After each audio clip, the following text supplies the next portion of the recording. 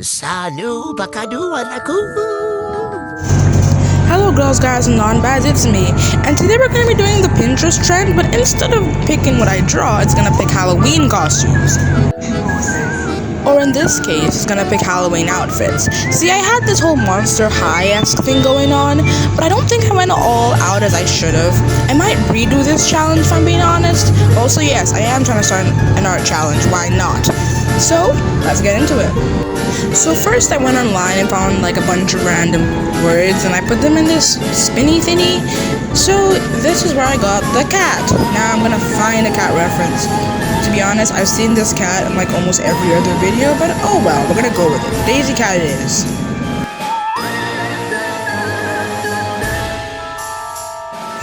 In all honesty, I wasn't exactly sure how exactly I was gonna design the outfit. I kinda went rogue with it. I went online looking for a lot of dresses and ideas, but to be honest, I couldn't really find one that satisfied me, so yes, I made one up. In all honesty, I had no idea what the costume design was going to be for the outfit, because I hadn't exactly planned it properly, and I kind of just thought I'd wing it. And I also had to decide what kind of cat it was going to be. Was it going to be, a calm cat, a cold cat, a cozy, cutesy cat? And eventually I just thought, okay, it's a cat that's got daisies. We're going to make it bright, very typical anime girl using every shoujo, shoujin anime. Is that well, you get the point.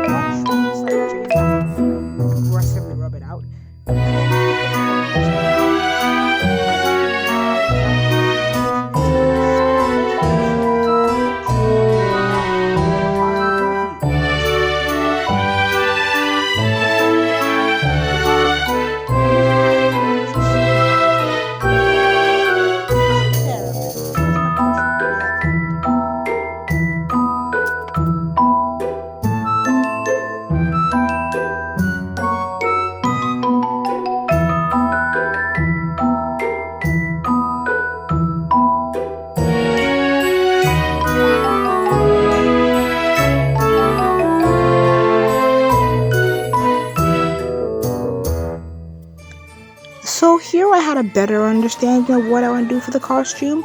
Here I was trying to decide if I wanted the actual skirt to be the hibiscus or the top, and I thought, hey, this is technically a Halloween outfit. So yes, we're trying to experiment with the top. And I don't know if you can see it clearly, but yeah, the petals are meant to be coming out of it. Though this kind of almost vanishes when I do her hair, because I wasn't exactly sure what I was going to do for the hair. I wanted it to be like very long and flowery, but also like a really complicated style, because why not? And then the skirt, it was going to be leaves, but I wasn't sure if it's going to be just leaves or, a stem or what other part of a hibiscus tree this is. I had to go look online for a bunch of hibiscus references. And the petals are great, but the stem's not so much. So yes, it does look a bit interesting.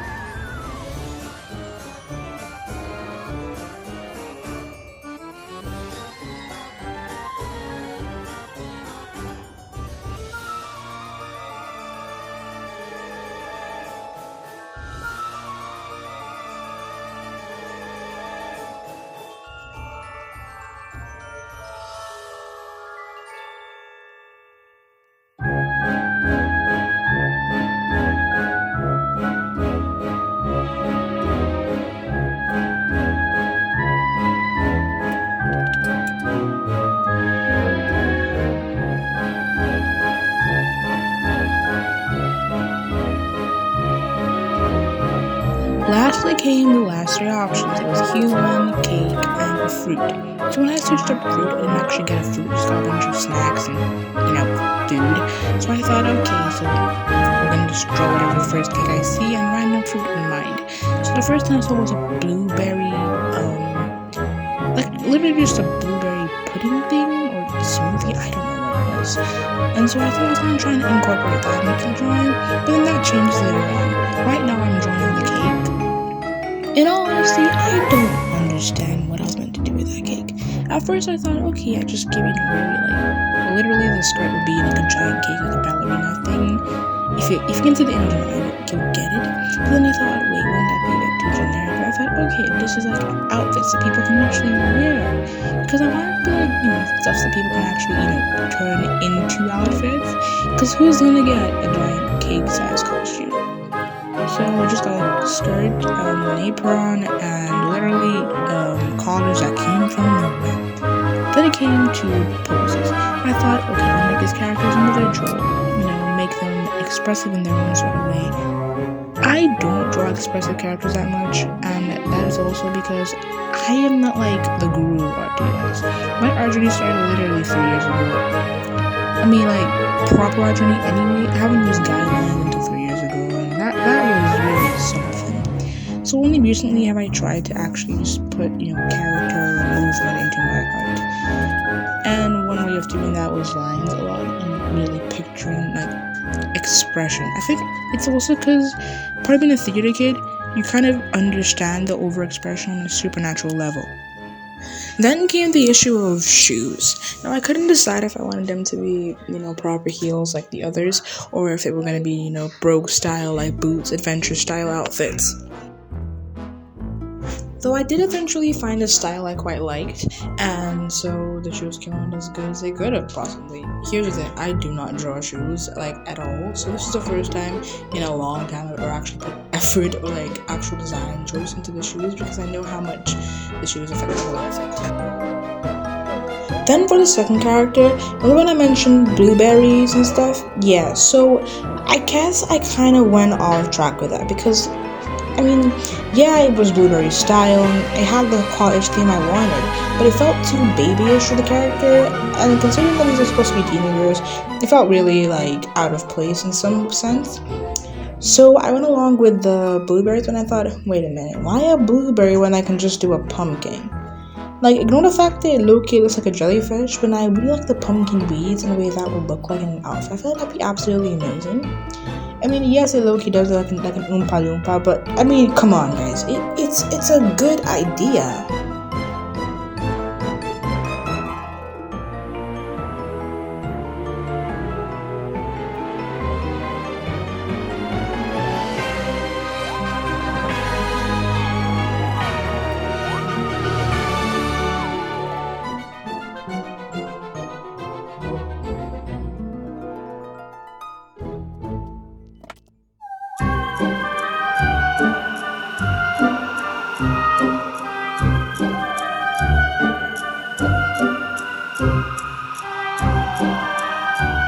Then came the hair.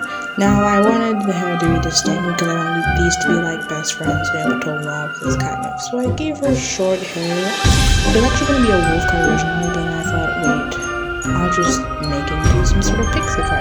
Also, I have never actually seen a pixie cut in my life. I just think they might look cool. Can you imagine like short hair? Like, that's what a pixie cut is.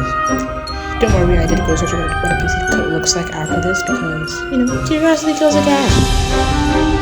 Satisfaction brings them back.